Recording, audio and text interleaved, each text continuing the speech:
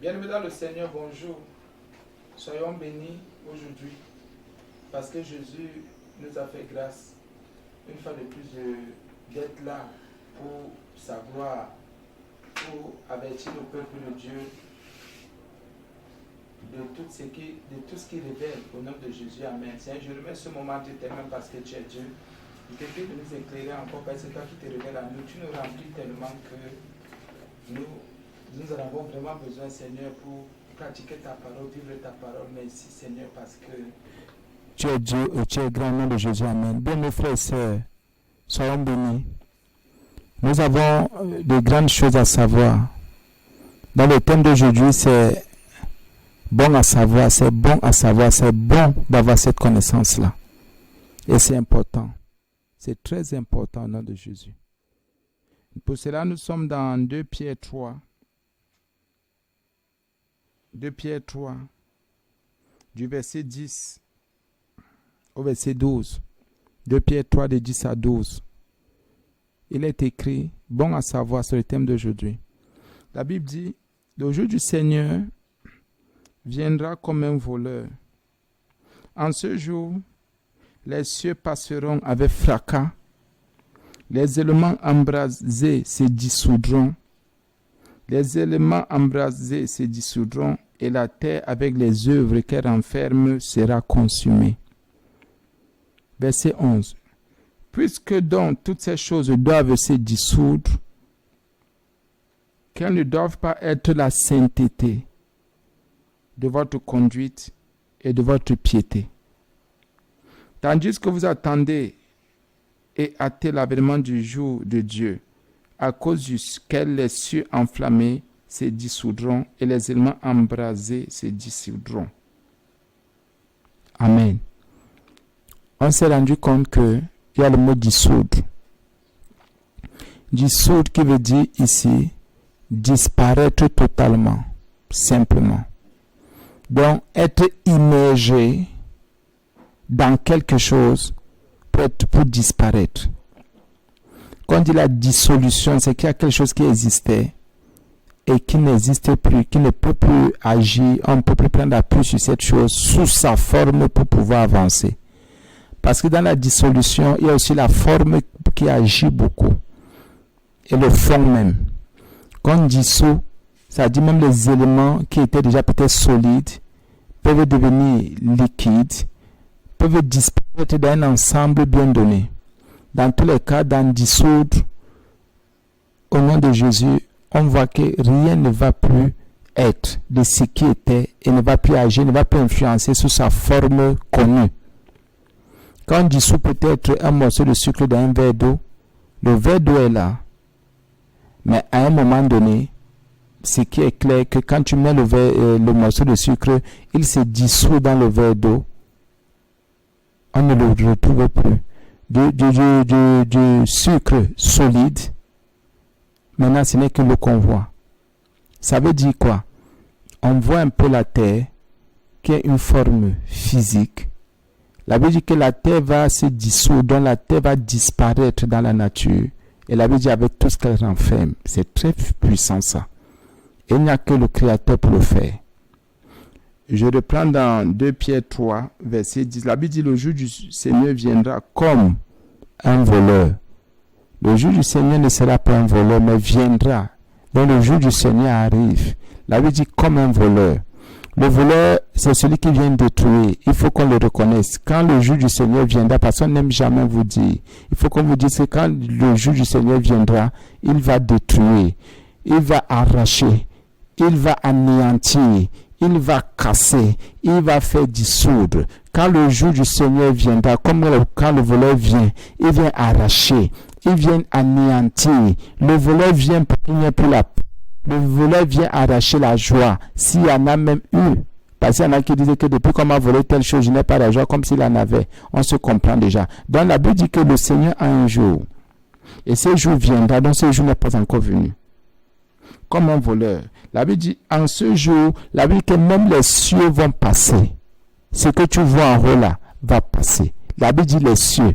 Ici, on ne dit pas le ciel, mais on dit les cieux vont passer. Donc, avec tout ce que ça comprend, Ça veut dire que même les cieux sont là pour un temps. Il faut qu'on soit très clair. Même les cieux sont là pour un temps. Et la Bible dit que les cieux vont passer. Quand on sait que quelqu'un passe, ça veut dire qu'il n'est pas définitivement là. Il est là pour un temps, pour une saison, pour une mission. La Bible dit que notre Dieu est éternel et d'éternité en éternité, il est Dieu, il règne. Il dit que même les cieux vont passer. Il a un objectif à atteindre. Il a d'abord créé les cieux. Il a mis les hommes l'ont dessus. Il a envoyé son fils. Il a dit, croyez à mon fils. Mais aujourd'hui, les gens continuent à jouer. Certains ont accepté son fils sur terre, d'autres ont rejeté. Même dans les cieux, bien aimés au nom de Jésus, il y a les lieux célestes qui appartiennent encore au diable. Même là, même toutes ces parties-là, il y a le mot passé. Donc vous comprenez que ce sera très grave. Et la Bible dit, les cieux passeront. Il y a le mot avec fracas. Dans fracas, il y a fracasser qui veut dire casser, ce qui veut dire briser. Vous voyez, dissoudre et briser vont ensemble. Ce sont des choses qui ne seront plus. Ce que la Bible dit est vrai. Nous y croyons, moi j'y crois. C'est pour ça que il faudrait que tu fasses attention à ton attitude. Attention, parce qu'un jour, on ne sait pas de quoi il fait demain. La Bible dit passeront, il y a le mot fracas. Dans fracas, c'est que vous savez, quand on parle c'est-à-dire qu'une chose qui a été détruite avec fracas, on passe avec fracas, c'est le genre que, parfois, avec un bruit et une destruction, parfois inattendue et brusque. Et parfois, et non seulement inattendue, brusque, bruit, mais aussi à 1000 ou millième de morceaux. Ou millimètre, c'est-à-dire parfois dans une forme, c'est vrai que ça rejoint aussi le mot dissoudre ici. Parce que parfois ça avait frappé, non seulement c'est brutal, c'est fort, c'est brusque, mais aussi c'est dans une forme de finesse. Quand il dit finesse, c'est-à-dire qu'il n'y aura même plus moyen de retrouver même les cieux. Il y a le mot passé. La Bible dit que tout est pour un temps. C'est Dieu même qui est éternel. Et par son Fils, il nous a introduits dans son éternité. Pour ceux qui croient en lui. Comprenons que même ce que nous faisons aujourd'hui, de physique, faisons attention, toutes ces choses vont passer. Si les cieux que Dieu a créés, là où il est lui-même, la Bible dit vont passer, le mot passer. La Bible dit les éléments embrasés se dissoudront, les éléments. Et le fracas, là aussi, il y a un feu embrasé. Il y a un feu qui va détruire. Il y a un feu qui va anéantir. Il y a un feu qui va mettre à terre. Bien, mes frères et sœurs, la Bible nous dit que quand le jour du Seigneur viendra, c'est ce qu'on appelle aussi quelque part le jour de la vengeance de Dieu. Le jour de sa vengeance, il va venir détruire. C'est lui qui a créé et le ciel et la terre. Et la Bible dit même, il va plus loin. Il a donné l'intelligence à l'homme de faire certaines choses. Écoutez un peu, les gens disaient, non, Dieu n'est pas amour, comment il permet ceci? Si Dieu même qui a créé le ciel, il dit que le ciel va passer avec fracas. La Bible dit qu'il y a des choses que lui-même a créées qui vont encore passer. Il sait ce qu'il fait. Il a donné à un homme un temps que lui seul sait et au monde. Et comme le monde ne veut pas se convertir à son fils, ce n'est pas une question de comment dire ça? D'humain, d'homme, ça ne dépend pas d'un homme. Même l'entendement, même les philosophes n'ont rien compris à ça, ne peuvent pas. Même les théologiens ne peuvent pas comprendre. Et pour atteindre ce niveau, au nom de Jésus, il faut la révélation du Père. C'est le Père qui se révèle et qui révèle son Fils. La Bible dit qu'il y a des éléments embrasés. Les éléments embrasés, les éléments brûlés vont se dissoudre. Les éléments consumés, calcinés, vont disparaître définitivement. Bien, mes frères et sœurs, à un moment donné, nous faisons mal à la tête. Mal à la tête pour avoir un terrain. Mal à la tête pour nous construire une maison. Mal à la tête pour nous acheter une voiture. Mal à la tête pour avoir un titre humain. Mal à la tête pour... On se fait trop on a trop trop de choses dans notre esprit. Bien, mais c'est depuis plusieurs jours que le Seigneur m'a donné ce message. Plusieurs jours. Et il me disait, mais j'avais toujours l'esprit, enseigne là-dessus. Depuis au moins une semaine. Bien aimé. La Bible dit qu'il y a des éléments qui embrasés, qui vont se brûler. Et brûler dans le sens de disparaître et se dissoudre. Est-ce cela dans ton cœur? Ne sois pas les partisans de ceux qui disent je vis ma vie. Demain on ne sait jamais. C'est pour ça qu'il ne faut pas tuer pour que tu aies une maison. Ne tue pas pour une chose matérielle. N'aie pas comme on a vu une fois, je crois, n'aie pas mal à la tête pour t'enrichir. N'aie pas mal à la tête pour courir parce qu'il faut que je sois. J'ai bien aimé, ce sont des choses qui nous tuent et qui tuent nos âmes, qui tuent comment dit Saint-Esprit, la communion avec Dieu. Et n'oubliez pas que nous sommes déjà en union avec Christ. Nous formons, il y a une personne avec Christ. Christ est sur cette terre, ne s'est pas précipité. Christ est sur cette terre. Il disait qu'il n'a même pas où dormir. Si nous avons déjà nous là où dormir, n'est-ce pas suffisant? Là, il a dit que si on a le vêtement, le vêtement et la nourriture, est-ce que ça ne suffit pas? Le reste qu'on veut rechercher là, ce sont les païens qui veulent ces choses. Toutes ces choses vont passer. Mais si le Dieu de gloire veut t'utiliser pour impacter ta génération, pour impacter ton époque, impacter comme les autres disent ton ère, il faut en profiter. C'est sa grâce. Mais fais-le selon le Saint-Esprit. Fais-le parce que c'est Dieu qui te guide. Au nom de Jésus. La Bible dit, et je continue, je reprends d'abord ce verset de 2 Pierre 3, verset 10. Au jour du Seigneur viendra comme un voleur. Comme un voleur. En ce jour, les cieux passeront avec fracas. Je ne sais pas si on vous le dit souvent. Les éléments embrasés se dissoudront. Et la terre, avec les œuvres qu'elle renferme, sera consumée, brûlée. Écoutez un peu. La terre sur laquelle nous sommes, avec les œuvres qu'elle renferme. Même si ces œuvres ont été inspirées par Dieu, même si c'est le Saint-Esprit qui est descendu, a dit de faire telle œuvre. Regardez un peu pour le temple à l'époque de David et Salomon. David fait un temple, Dieu lui dit non. C'est quelqu'un d'autre qui va faire ce temple. Salomon vient faire le temple. Après, le temple a été détruit. Le temple a été détruit. Et aujourd'hui, en Israël, il y a ce qu'on appelle le mur de lamentation, qui disait que c'est une partie du temple. Rien ne prouve. Plus après plusieurs millénaires, rien ne prouve que c'est ça. Rien, il n'y a aucune preuve. Mais ils partent là-bas, idolâtrie. Ils font la sorcellerie, ils appellent ça mur de lamentation. Et on voit des gens aussi, ils partent là. On voit certains hauts responsables du monde entier aller aussi là-bas. Aller pencher la tête pour dire qu'eux aussi se lamentent. De quoi? Ça, c'est là où je suis dépassé aussi. Mais vous comprenez que le diable a embrasé les gens. Mais la Bible dit que celui qui embrase même toutes choses a un jour. Et il viendra comme un voleur. Il ne va pas dire, je suis en train de venir. C'est pour ça que même à son fils Jésus n'a pas dit quand est-ce qu'il fera ces choses. La Bible nous dit de faire attention. Soyons prudents. Si déjà il a inspiré Salomon a construit un temple, le plus beau, le plus grand, cher, à plus forte raison, nous autres aujourd'hui, soyons prudents, bien-aimés. N'allons pas au-delà de ce que nous n'avons pas. Et ce que Dieu nous a pas. Ça veut dire que même si Dieu t'a inspiré, il t'a dit achète ceci, fais cela, toutes ces choses-là sont pour un temps. Ces choses-là seront consumées. Puis la Bible dit, il y a le mot aussi, avec les œuvres qu'elle renferme. Dieu va détruire toute œuvre humaine, même si c'est lui qui en est l'inspirateur. C'est difficile, mais c'est vrai. C'est difficile, mais c'est ce que la Bible dit. Je continue. Donc, comprenez que la terre, avec les œuvres qu'elle renferme, sera consumée. Verset 11. Puisque donc toutes ces choses doivent se dissoudre, vous entendez, toutes ces choses, les murs que nous avons chez nous, la Bible dit toutes ces choses-là doivent se dissoudre, c'est clair. Ce n'est pas encore fait, doivent se dissoudre. Parce que si nous sommes encore sur terre, ça veut dire que la prophétie ne s'est pas encore accomplie.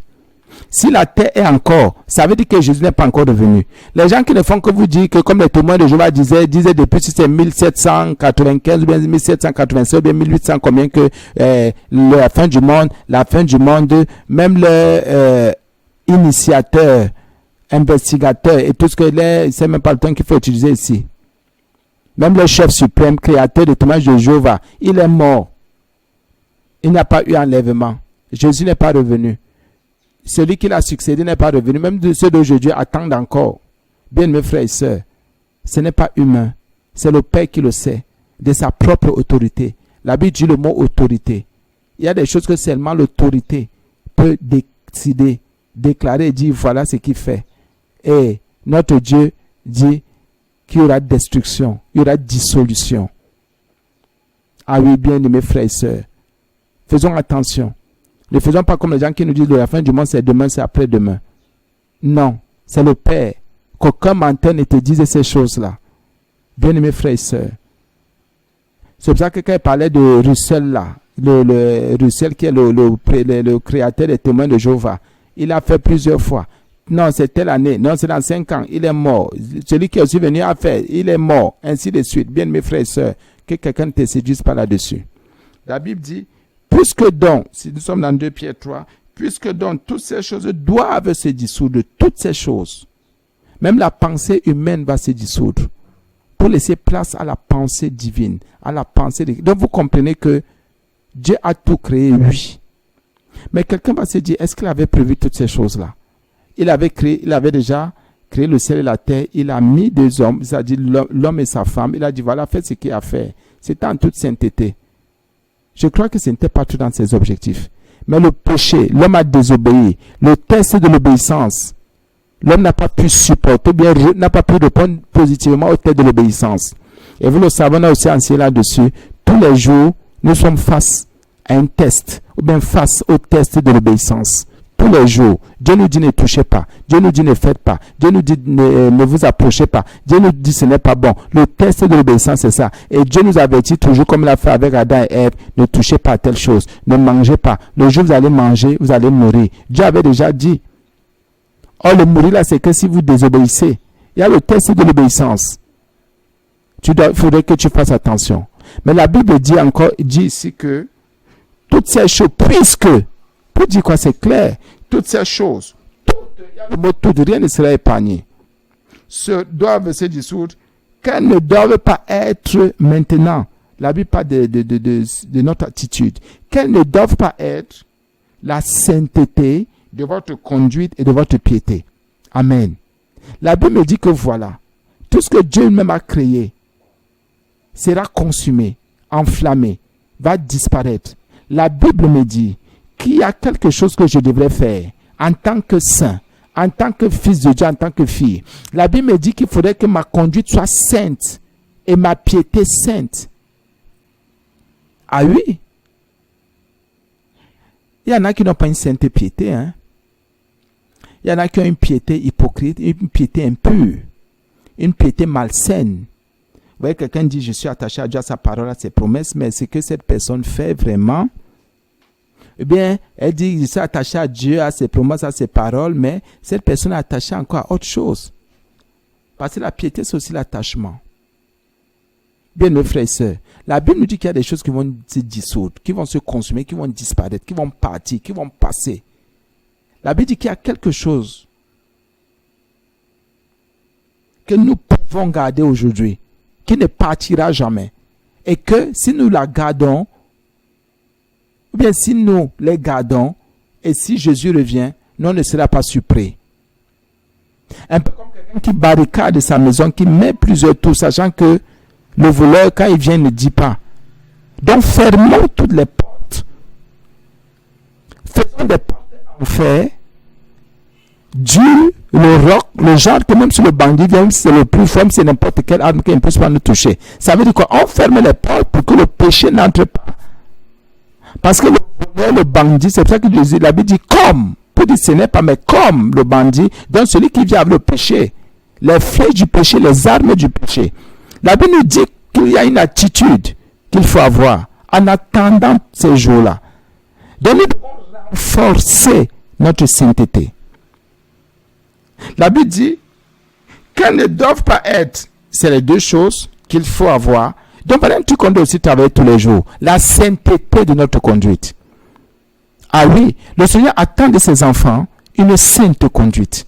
La conduite ne suffit pas. Parce que maintenant, il faut grandir en tant que fils de Dieu, fille de Dieu. La conduite ne suffit pas. La bonne conduite ne suffit pas. Tu peux avoir une bonne conduite, mais n'est pas sainte. Tu peux avoir une conduite positive, mais n'est pas sainte. Tu peux avoir une conduite que les gens apprécient, mais n'est pas sainte. Tu peux avoir une conduite que les gens acclament, mais n'est pas sainte. Tu peux avoir une conduite que les gens, entre guillemets, prient aussi pour être. Tu peux avoir une conduite comme modèle. Tu peux avoir un modèle de conduite, mais qui n'est pas sainte. Et les gens, parfois, vont te suivre. Pourtant que il y a un mot qui est venu ici, la sainteté. Donc, une conduite qui vient du Père. Et pour avoir la conduite qui vient du Père, il faut que tu sois ancré dans les Saintes Écritures, que tu sois dans les Saintes Écritures, que tu étudies, que tu pries, que tu aies une communion parfaite, directe avec le Père. Et que son esprit te dirige, te conduise, et que tu te confies seulement à ce qu'il est, à ce qu'il dit. La Bible me dit aujourd'hui que toutes ces choses vont partir. Mais il y a deux choses que la Bible me dit de garder. Des choses qui ne devraient jamais, qui ne vont pas mourir. C'est pour ça que j'ai dit à ceux qui prêchent encore la nouvelle doctrine qu'il y a dehors, là, que non, Jésus a tout accompli, même si on fait. La Bible dit ma conduite. Il faudrait qu'elle soit sainte. Et vous savez qu'il y en a qui prêchent la bonne conduite, la conduite positive, la conduite du tout, et d'autres qui sont là pour acclamer la conduite. Non, il y a le mot sainteté, parce que Dieu est saint lui-même. Et par son Esprit Saint aussi, il aimerait que notre conduite soit sainte. Ah oui, ta conduite est-elle sainte? Or, une conduite sainte, c'est une conduite qui est mise à part. Tu peux avoir une bonne conduite, frère, tu ne bois pas, il y a des païens qui ne boivent pas. Il faut comprendre. Mais qu'est-ce qui fera la différence entre la sainte conduite et la conduite tout court? C'est que dans la sainte conduite, c'est l'Esprit de Dieu en moi, que j'ai, qui habite en moi, qui me fortifie, qui me dirige. Et la parole de Dieu vient faire asseoir l'autorité du Père en moi. Et dans la sainte conduite, c'est que le Père commence par Jésus-Christ à me transmettre son caractère, l'éternité. Il commence à me transmettre son être. Il me transmet les choses invisibles, puissantes et fortes.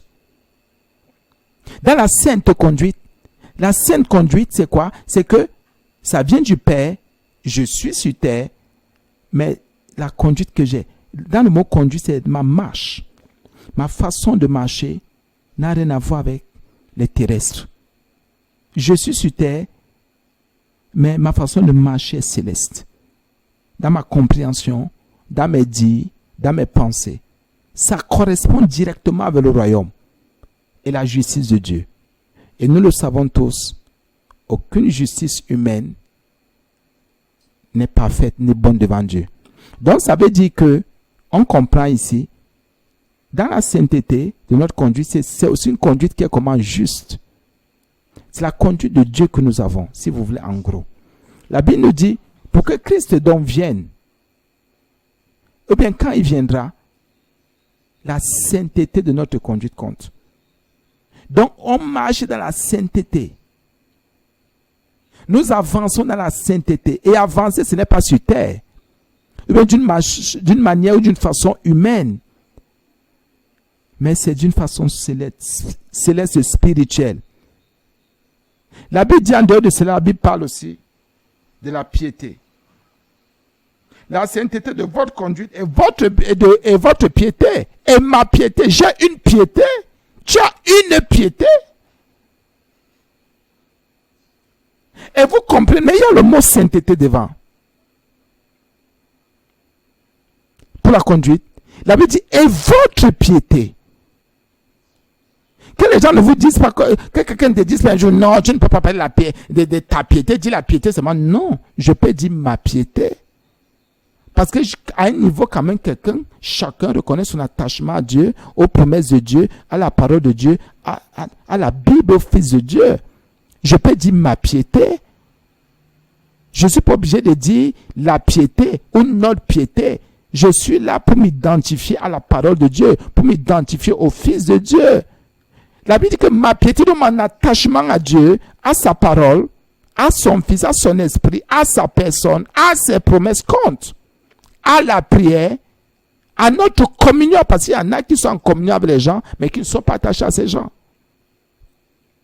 Or, être en communion avec quelqu'un, normalement, c'est être attaché avec cette personne. C'est former une seule personne. C'est un peu comme on dit l'union. Mais dans le spirituel, on dit plutôt la communion. Pour les choses de l'esprit. Or, pour les choses physiques, on dit l'union. On prend tel là-bas et tel là-bas, on met ensemble, union. Or, dans la communion, je viens, tu viens et on partage ensemble. on est attaché. Or, dans l'union, on peut être uni sans être attaché. C'est pour ça que la Bible dit, l'homme quittera son père et sa mère, s'attachera. S'attachera. Pour dire que là, maintenant, les choses deviennent spirituelles. Si je quitte mon père, je quitte ma mère, je suis seulement uni à ma femme, il y a quelque chose qui ne va pas donner. C'est pour ça que les gens divorcent aujourd'hui. C'est pour ça que les gens divorcent. Mais la Bible me dit ici qu'il y a la communion. Bien mes frères et sœurs en Jésus, la piété. Dans la piété, il y a un attachement à Dieu. Tu t'attaches à Dieu, à sa parole, à ses promesses, à son esprit, à sa personne, à sa personne, à sa personne. La Bible dit, voilà deux choses.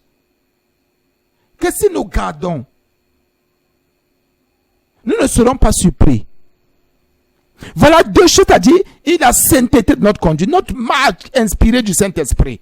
Tout ce que nous aurons à faire et que nous avons à faire, c'est laisser le Saint-Esprit nous conduire. C'est ça la sainteté de la conduite.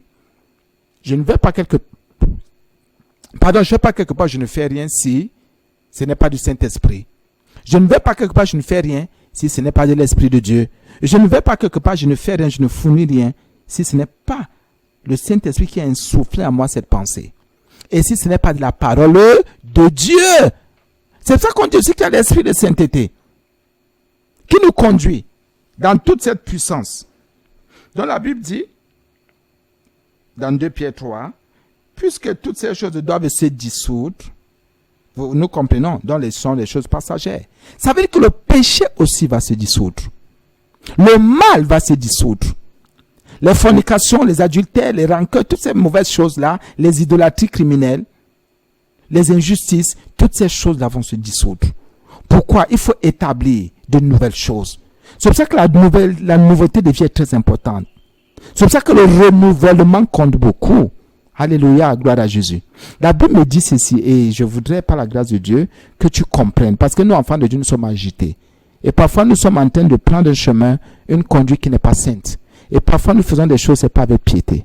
C'est pas avec attachement à Dieu, à sa parole, à son Fils, à ses promesses. Faisons attention. Voilà deux choses. Maintenant, on va voir la résultante. Et la Bible dit, voilà l'attitude qu'on a. Il y a aussi une autre attitude, mais ça, c'est dans, comme on va voir dans l'attente. Tandis que vous attendez et hâtez. Dans le sens de faire venir rapidement, vite. Nous attendons. Il y a une attente. Vous savez, celui qui a une sainte conduite, une sainte marche, une marche inspirée du Saint-Esprit, bien par le Saint-Esprit, c'est ça la sainteté de votre conduite, c'est-à-dire je marche, mais c'est le Saint-Esprit qui m'inspire, qui me dirige. Et ma piété dont je suis attaché, dont je communie, la Bible dit que nous sommes en communion avec le Père et le sang de son Fils nous sanctifie ou nous purifie de toute iniquité. Dans la Bible dit que parce que je suis dans ces deux choses, et il y a à moi quelque chose qui bout, c'est l'attente. Parce que vous allez voir que tous ceux qui sont nés de Dieu, tous ceux qui sont fils et filles de Dieu, attendent la venue. Si tu n'attends pas encore la venue, ça veut dire que tu n'as pas encore atteint ce cap, ce niveau. Si tu es encore là pour une forme de recherche, non, c'est que tu n'as encore rien compris. C'est pour ça que regardez Pierre à cette époque, lui il attendait déjà. Et il disait à ceux qui l'écoutaient, et que, voilà, je vous ai parlé à la conduite de votre piété, maintenant il faut attendre. Il faut même hâter ce jour. Il faut que ce jour soit déjà là. Puis les deux vont ensemble. Quelqu'un peut dire que non, comment? C'est un contraste. C'est un contraste. Ce n'est pas un contraste. Puisque la Bible dit, tandis que vous attendez et hâtez l'avènement du jour de Dieu. Parce que quelqu'un m'a dit, comment c'est moi qui attends? Et je voudrais hâter, ça dit, je voudrais qu'il arrive vite. Paul a dit la même chose. Pour dire, oui, vous savez, j'aimerais aller vers le Seigneur. Parce que vraiment, ce qu'il y a sur cette terre-là me dépasse déjà. J'aimerais aller vers le Seigneur. Après, il dit, c'est même mieux qu'il reste encore sur terre parce qu'il y en a qui n'ont pas encore compris la parole. Quelqu'un a dit à Paul, à son époque, mais Paul, qu'est-ce que tu racontes même? Comment tu veux dire, tu veux vite aller vers le Seigneur et après, toi, tu dis encore, tu veux d'abord rester sur terre, encore, dans ce corps mortel, dans ce corps faible. Et c'est pour ça que quand Pierre parle de Paul, il dit que Paul donne le même évangile, Mais il y a des points difficiles à comprendre. Oh, lui-même, il est en train de sortir aussi quelque chose ici qui est difficile à comprendre. Que les humains ne peuvent pas cerner ou discerner ou ressortir. Mon frère, ma sœur en Jésus, il y a une attente. Tous ceux qui sont dans la sainteté de la conduite, dans la sainte conduite et dans la piété, tous les pieux attendent et hâtent le jour du Seigneur, le jour de Dieu. Nous devons tous attendre. N'attends pas le jour de ta mort. Tous ceux qui attendent le jour de leur mort, c'est qu'ils vont en enfer. Écoutez, il y a une différence entre attendre le jour de... Tu vas mourir, nous allons mourir, c'est vrai. Il y a une différence entre attendre le jour du Seigneur et attendre le jour de sa mort. Quand quelqu'un attend le jour de sa mort, c'est qu'il ira en enfer. J'attends ma mort. Même si tu es malade jusqu'au dernier degré, même si le médecin t'a dit que tu vas mourir, n'attends pas le jour de ta mort. Il n'est pas Dieu, le médecin n'est qu'un humain qui est allé dans une école des hommes, on lui a appris, on lui a enseigné des théories. Et qui, à 70% vient du diable. Bien mes frères et sœurs, mais écoute, confie-toi à la parole de Dieu. Confie-toi à ceux-là au nom de Jésus qui ont l'éternité entre les mains. Bien mes frères et sœurs, donc fais attention, la Bible dit que qui a assisté au conseil de Dieu? Mais les gens vous disent des choses. Oh, moi j'ai entendu quelqu'un dire, non, le conseil de Dieu, c'est le Père, le Fils, les anges, et tout, laissez ça. Le conseil de Dieu, c'est pas 1000 personnes. Le conseil, on dit bien conseil de Dieu. C'est le Père, c'est le Fils et c'est le Saint-Esprit. Le conseil de Dieu, il n'y a aucun humain là-dedans. Il n'y a aucun ange dans le conseil de Dieu. Quand vous attendez, quand la Bible dit quelque part, qui a assisté à mon conseil? Qui? Dieu a un conseil. C'est le Père. C'est le Fils, c'est le Saint-Esprit. Et quand le conseil a décidé, c'est ce qui arrive. Et comme dans le conseil, il y a souvent un président du conseil. Donc c'est le Père qui est le président. Le Fils est le vice-président. Et le Saint-Esprit est le deuxième vice-président, si vous voulez. C'est pour ça qu'on dit le conseil, et tous la forment une seule personne. On dit le conseil, pas les conseils de Dieu. Le conseil de Dieu. Donc Jésus, le Saint-Esprit, dans cette main-là qui agit. Bien mes frères et sœurs en Jésus. Je vais arrêter. Mais je voulais vous dire, pardonnez-moi, je n'ai même pas fini cette partie. Tandis que vous attendez à tel avènement du jour de Dieu, à cause duquel, donc c'est parce que ce jour arrive que la Bible dit les cieux enflammés se dissoudront et les éléments embrasés se fondront. Vous comprenez le mot dissoudre, se fondre, dissoudre, se fondre, enflammer. Vous voyez que ces choses reviennent. Attends maintenant, bien-aimé. Pas pour mourir, mais pour recevoir ton Sauveur, ton Créateur. Mais attends dans une attitude de sainteté, avec une piété excellente. Que la parole de Dieu soit glorifiée. Que Christ est le Seigneur Sauveur. Reste demain notre Maître parce que nous aimons. Seigneur, merci pour ce moment. Merci parce que tu nous as aidés. C'était bon à savoir. Tu nous as encore éclairés, nous croyons en cela. Et tu as délivré nos âmes de la peine. Nous n'allons plus attendre la mort, mais c'est ta venue que nous attendons. Et pour cela, nous allons nous préparer dans la sainteté de notre conduite. Une conduite sainte. Et nous resterons pieux. Attachés à ta pensée, à ta parole, à tes promesses, à ta vie, à ton esprit, à ton Fils. Merci pour tout ce que tu as fait. Nous avons prié, Seigneur, et nous croyons que tu nous as exaucés parce que tu es notre Dieu, notre Père, au nom de Jésus. Amen. Mise en forme.